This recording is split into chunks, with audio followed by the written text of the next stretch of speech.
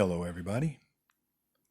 Today's project is a little R&D, working on a prototype for some bins that will be used on a cabinet that I'm converting into a pantry for the kitchen. So these bins will line the doors of the cabinet. I'm working on a prototype like this. It's pretty loose. I don't set up any of the equipment.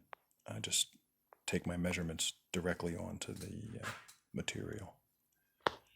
So once I get everything worked out, I'll come back and set all the equipment up and get into production. Gonna just hem alternate sides of the piece of tin here. Takes care of the sharp edges and also makes it a little less flexible. Stiffens it up quite a bit.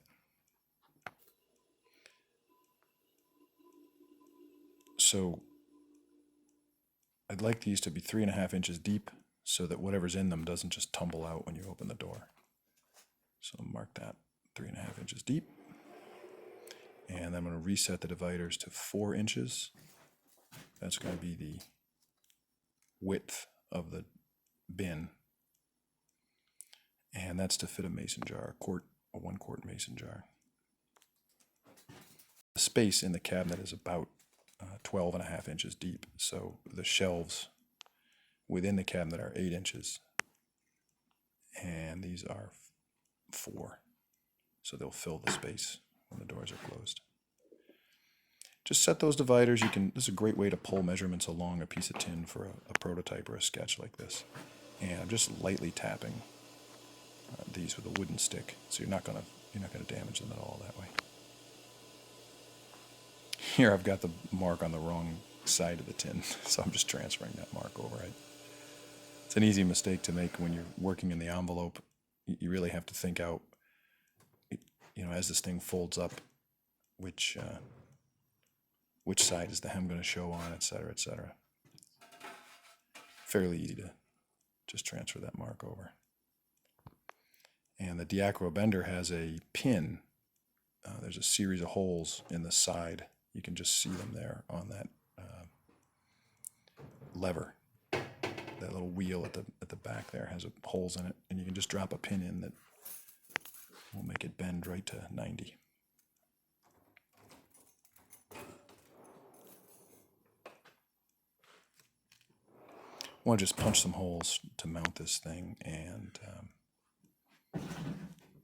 the way that I locate it is with this little scriber. This is a great little tool by Malco or Halco. It's an A40 sheet metal scriber. This was recommended to me by a tinsmith friend of mine. They're a few bucks online, and they are well worth the money. All those little serrations are all different dimensions that you can just quickly grab this thing and scribe out for hems, folds. It's a great little layout tool.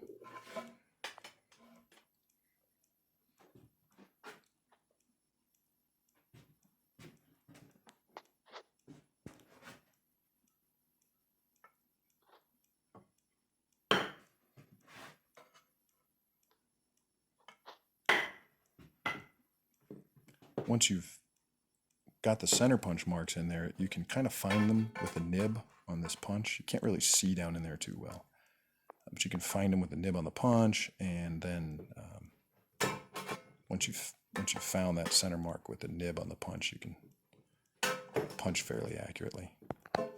The one on the left there, I missed by a mile. I don't know what I was feeling.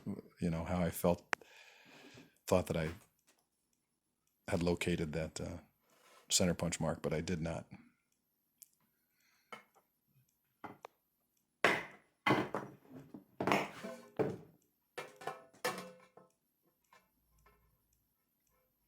One mistake that I made here, I went 1 inch from that hem. And I think for the production run, I'm just going to go a 1/2 inch. It's a little tricky with trying to get the screwdriver in there when I mounted it. I thought it would be okay because it's, you know, I've got 4 inches to angle the screwdriver, but I'm going to make it so, you know. Now here, I know I'm going to get all kinds of comments about how I'm not using a push stick and it's terribly unsafe, and you know, obviously I've removed the guard for clarity. And, it's all right. You guys leave your comments. I'm a Gen Xer, so my answer is, you know, it's just like your opinion, man.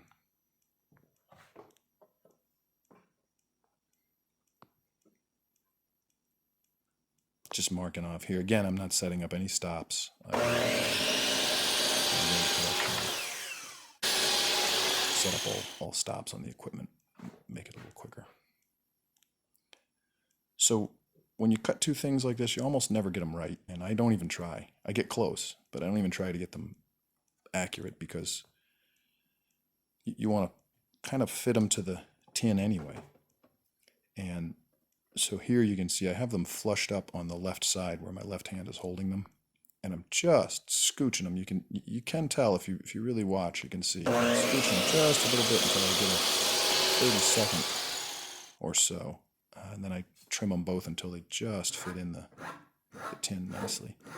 When they slide down to the bottom, the sharp edges of the wood keep them up because the tin is radiused. So there I'm just knocking the corners off so they'll settle down into the radius. Got an old nail here, just using that to punch through the tin. You could use a center punch, use anything really to punch through this tin. It's just a thin piece of sheet steel with the tin cover. And then I have some old salvaged box nails that I pulled out of something. I pretty much save all the hardware that comes out of anything, just because I like the look of older hardware in a project. Mismatched nails and things like that.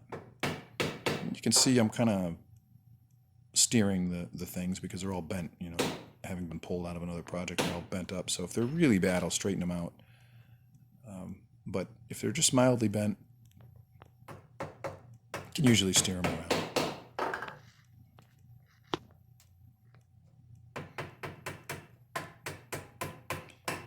So worked out pretty well, other than the location of the holes. I'm going to change that and a few other subtle things. But it's a great way to make drawer dividers and other things. Thanks for watching.